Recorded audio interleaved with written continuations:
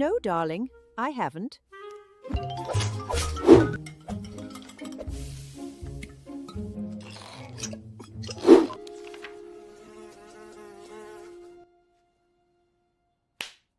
If you want to create an AI film, build a virtual influencer, or simply use the same AI-generated person across multiple pieces of content, character consistency is one of the most important parts of the workflow.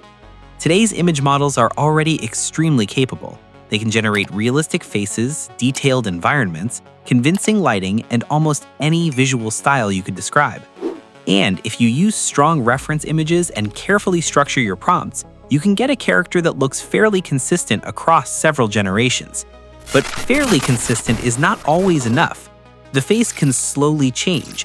The eyes look slightly different, the jawline shifts, the hairstyle changes, and after a few generations, it starts to feel like a completely different person. The bigger challenge is creating a character once and then being able to reuse that exact identity whenever you need it, across different outfits, poses, locations, lighting conditions, and eventually different videos. There are still very few straightforward workflows that give creators a persistent character they can return to without uploading the same reference images, rewriting the face description, or manually filtering through dozens of inconsistent results. This is what Higgsfield Soul ID is designed to solve. With Soul ID, you train a reusable character using a collection of photos. Once the training is finished, that identity becomes available inside Higgsfield and can be selected whenever you generate a new image. The goal is not just to produce a similar-looking person, it's to preserve the same recognizable identity while changing everything around them: the pose, clothing, camera angle, lighting, visual style, and scene. You can then take those images into video generation and try to maintain the same character across the wider production workflow. Later in the video, we'll train a new character, test it in several completely different situations, and then use the generated images to create a few video shots. But first, let me quickly explain what Higgsfield actually is. Higgsfield is an all-in-one AI creative platform for producing images, videos, ads, and complete visual campaigns from one place. It combines generative models with creator-focused tools, letting you move from an initial idea to polished content without building a workflow across multiple platforms. On Higgsfield, you'll also find Marketing Studio and Cinema Studio. Marketing Studio is built for product visuals and campaign assets, while Cinema Studio provides greater control over cinematic shots, camera movement, framing, and visual direction. With this range of tools, Higgsfield has become one of the leading hub platforms for AI creators. Now, let's actually create our characters. From the main Higgsfield page, I'll open the Image dropdown. Here, we can see the available image models and tools, and under the Features section, I'm going to select Soul ID Character. This takes us to the character dashboard. From here, we can create a new character by uploading a collection of reference images taken from different angles. I already prepared 2 image sets for this test. These are 2 stylized animated characters, a grandfather and a grandmother. Let's start with the grandfather. I'll click Create Character, choose Upload, and add 20 reference images. These images show the same animated grandfather in a wide variety of situations. We have different outfits, poses, camera angles, facial expressions, lighting conditions, and environments. He's cooking, gardening, repairing a bicycle, shopping, reading, working in his workshop, and doing different everyday activities. The important part is that his main visual features remain recognizable across the entire dataset: the bald head, white hair, large mustache, facial structure, and overall body proportions. This variety should help the model separate the actual identity of the character from temporary details such as clothing, pose, or background. Once the images are uploaded, we can review everything directly on the dashboard. The full reference set appears on the left, and the character settings are available on the right. The dashboard currently shows 20 out of a possible 80 images and rates the number of images as bad. This does not mean the individual images are low quality. The separate quality indicator rates them as perfect at 1536 pixels. The platform is simply suggesting that a larger dataset could produce better results. For this test, I think these 20 images provide enough variety, so I'm going to continue with them. I'll change the automatically generated character name to Grandpa. The selected training model is Soul 2.0, and everything is now ready. Let's start the training. The training is complete, and our Grandpa character is now available inside the Soul ID character library. Now we need a second character, so let's repeat the same process for the grandmother. I'll select Create Character again and upload another set of 20 images. This dataset follows the same approach. It shows the same animated grandmother with her silver hair, round glasses, and recognizable facial design across different outfits and activities. She's cooking, knitting, gardening, sewing, reading, shopping, painting, exercising, and spending time in several indoor and outdoor environments.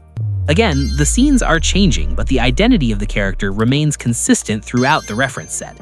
I'll rename this character Grandma, keep Soul 2.0 selected, and start the training.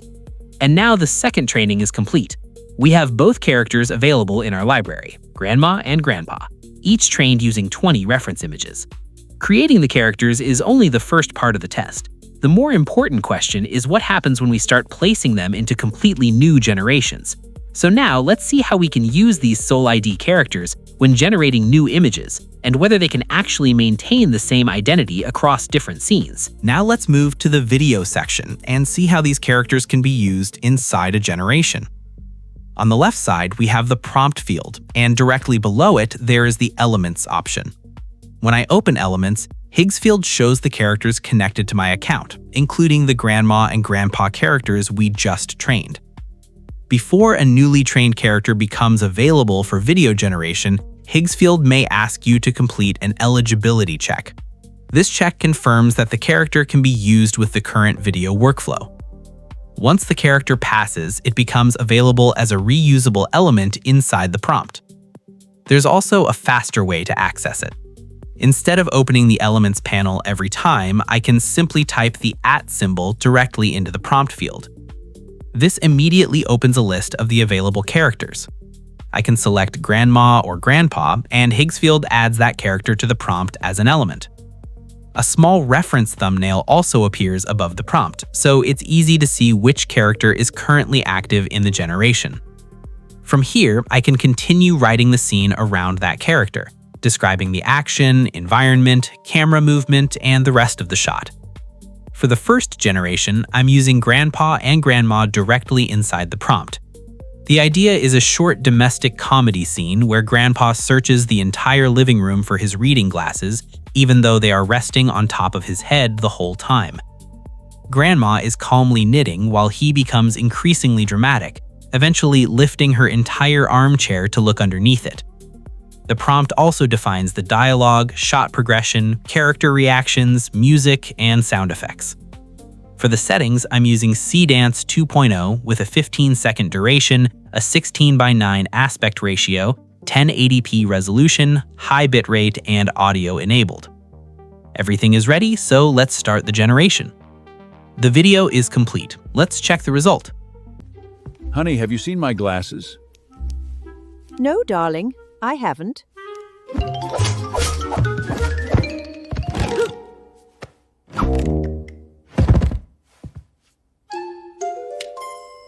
This came out really well. Both Grandma and Grandpa remain immediately recognizable throughout the entire scene, even while Grandpa moves around the room and lifts the armchair.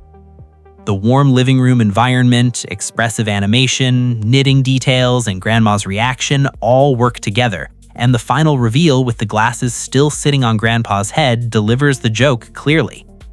For the second video, I'm creating another short comedy scene, this time in a cozy kitchen. Grandma struggles to open a jar of tomato paste and asks Grandpa for help. He enters with complete confidence, uses far too much strength, and accidentally sends tomato paste all over his face. I'll use the same CDance 2.0 settings as the first test. Let's generate it and see what happens. The generation is finished. Let's check the result.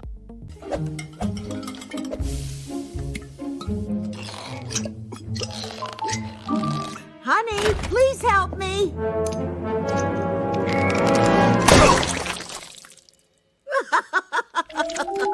This is another strong result. The character identities stay consistent from the wide kitchen shots into the closer expressions, and the interaction between them feels clear and natural. Grandma's effort, Grandpa's exaggerated confidence, the jar struggle, and the final tomato splash are all easy to follow. The last reaction is especially good. Grandma laughing while Grandpa stands there covered in tomato paste gives the scene a clean comedic ending. For the final test, I'm using the same settings again, but the action is much faster. Grandpa is reading while Grandma knits when a fly interrupts the quiet room. He starts chasing it with his book, knocking into the furniture while Grandma watches in disbelief. The prompt asks for one continuous living room sequence, synchronized comedy, and a final moment where the exhausted Grandpa gives up without realizing the fly has landed on his back. Let's run the final generation. The video is ready. Let's take a look.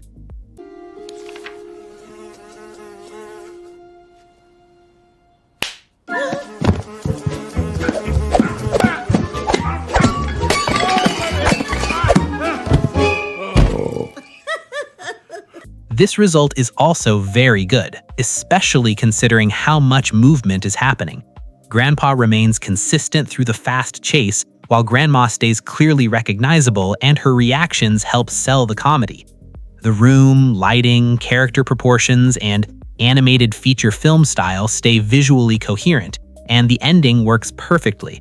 Grandpa is completely exhausted, the fly quietly lands on his back, and only then does Grandma start laughing. So that is how reusable characters work in Higgsfield through Soul ID. We started with 20 reference images for each character, trained Grandma and Grandpa once, and then used those same identities directly inside completely new video prompts. Across different locations, actions, camera angles, and expressions, both characters remained recognizable without requiring us to upload the original references again for every generation. This type of consistency is especially important for AI filmmaking. A recurring character needs to look like the same person from shot to shot. Otherwise, the audience immediately notices the change and the story becomes harder to follow. And as more advertising, social, content, animation, and short-form storytelling is produced with AI, reusable character identities become even more valuable.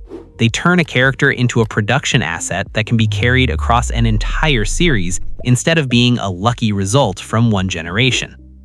If you want to create your own consistent AI characters with Higgsfield Soul ID, you can find the link in the first lines of the description. Let me know in the comments what kind of character you would create and how you would use it. If you found this workflow useful, please like the video and subscribe to the channel for more practical AI tools and creative workflows. Thank you for watching, and I'll see you in the next video.